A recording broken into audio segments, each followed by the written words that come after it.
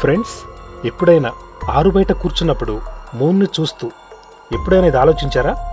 ఒకవేళ మూన్ ప్లేస్లో మన సౌర కుటుంబంలో ఉన్న ప్లానెట్స్ అంటే మెర్క్యూరీ నుంచి నెప్ట్యూన్ వరకు ఉంటే అవి మనకెంత సైజులో కనిపిస్తాయి అని.